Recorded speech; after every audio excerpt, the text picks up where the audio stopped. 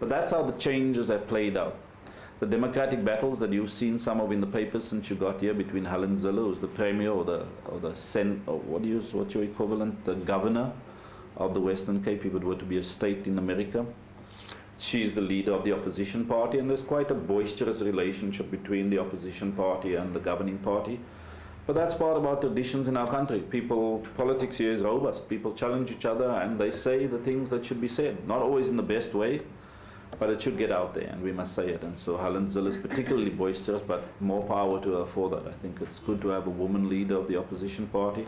And I think the battles make us as a society better because it raises the difficult challenges. But leaders at the same time should be circumspect. They must be circumspect in the sense that they mustn't pursue things that drives a wedge between our people just for short-term political gain. And that's really the test of leadership. So be honest, be truthful, but also sometimes be respectful and be mindful of the South African, the challenges that confront us. We live in hell of an interesting times, both in our country and across the world. There is huge challenges.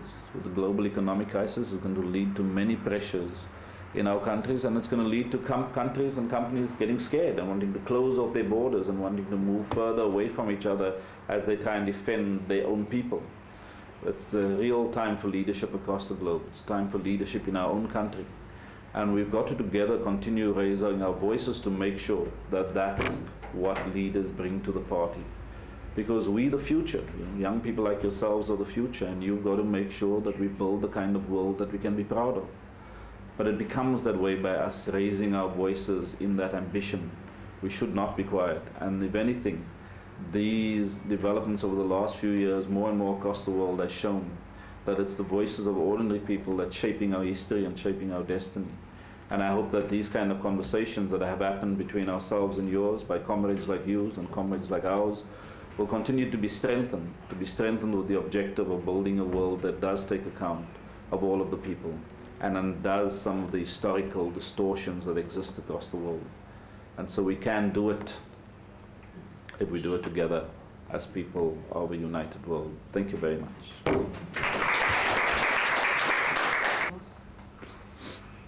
It's been a because you've worked in the international community for years, and what do you see as being really effective methods to connect? Because these are people that are going out into the world.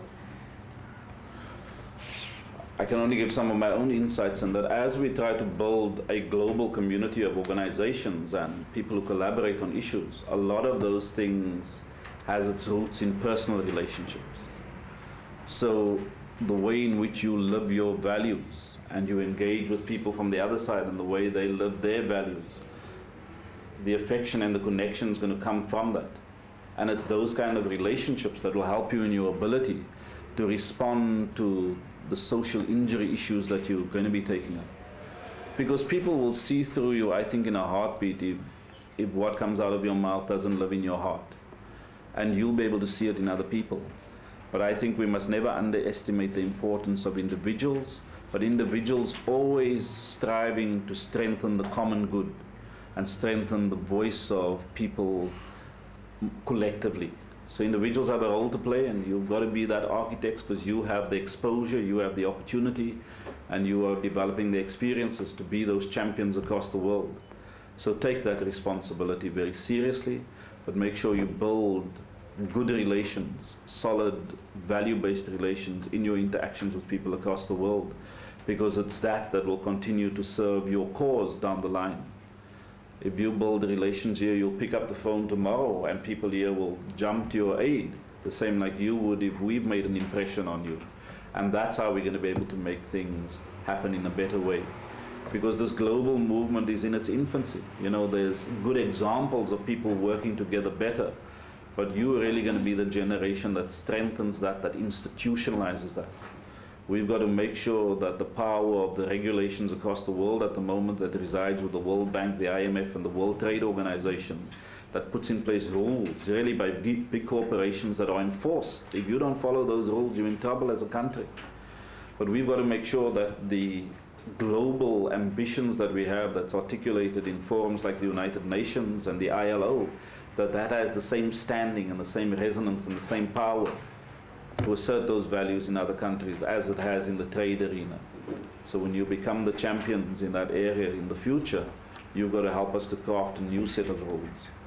The world as we know it is unsustainable. It can't continue in this way. There's going to be intractable tensions, and that'll lead to huge conflict that will resolve themselves in battles, I hope not, or that will resolve themselves in global institutions with good, solid-minded people who will apply their skills and their connections that they've built across their own endeavors to bring people together, to find a different way out.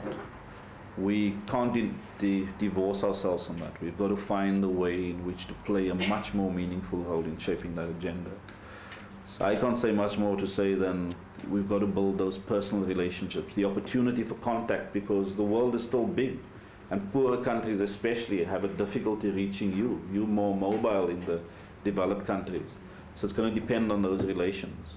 And we make that road by being those examples, and we also set some conditions and some good measures for the way other people are going to conduct themselves in their own countries. So that's how I'd hope that we build those relations. Very easy question. I've said something wrong. There's something going. I was reading an article in the newspaper the other day, and it was talking about how the ANC was thinking of preventing the DA from having certain key chairmanship positions in the parliament. I'm not really familiar with the structure of South Africa's parliamentary system, but to me it kind of set me on edge because it talked about limiting maybe the voice of the key opposition in the parliament and also preventing another party, I think maybe Coke, because it said, made the argument that Coke was too young to have any of these positions. So to me it kind of felt like as if in the American system of government, the Democrats had limited kind of the Republicans from having key positions. And to a certain extent we do that. Winning parties, Democrats definitely have control of key positions in our government just for the purpose of continuity. But I wasn't quite sure whether it was setting a dangerous precedent for consolidation of power. What were your kind of thoughts on that? Democracies work in a strange way, and with all its wonders, it has some failings. Because it does say that first to pass the post, the winner gets to decide. And that's really the outcome of the democracy. We always hope that the leaders demonstrate greater insight when constituting their government, because you may win with 51% of the vote, but there's 49% of the vote people who haven't supported you. So you want to always, as a leader, there should be your obligation to pull those other people and their interest into your leadership. But you also want to make sure that your vision is what guides it. So if you can't put somebody in charge of the Committee on Defense in the United States who would want to continue with the war in Iraq or somewhere else when the ambition of the majority of people is to take it out. So there are considerations like that that you have to take into account, and that you put your most trusted people in charge of. The system of governance here means that people will be able to raise their voice because they'll have a representation in the committees, so there'd be no problem with that. So I don't feel that the institution would be weakened. I know that in our parliament there were certainly seats given to some of the other parties to chair committees, but the reason why the DA was specifically excluded, I think, is because the governing party wanted to make a point about a statement made by the leader of the DA. And even within the DA there's different views on that. Arthur Trollop, who's the leader of government business in parliament, had said that he wants a constructive relationship with the presidency, whereas Helen Zille had had a more robust engagement that had brought about a bit of tensions. So I think the politics had just played itself out. I hope that our leaders will be more insightful and that they will bring other people in, because our country will only survive if we go forward together. And the opposition parties also have an incredibly important role to play. It hasn't silenced their voice in any way, so they'll still be able to raise any issues of concern that they have. But I think it's better when we find a way forward in collaboration rather than in conflict. And so I hope that your sentiments is something that our leaders will soon work towards. Okay? It's a pleasure. Well, good luck. Enjoy the holidays.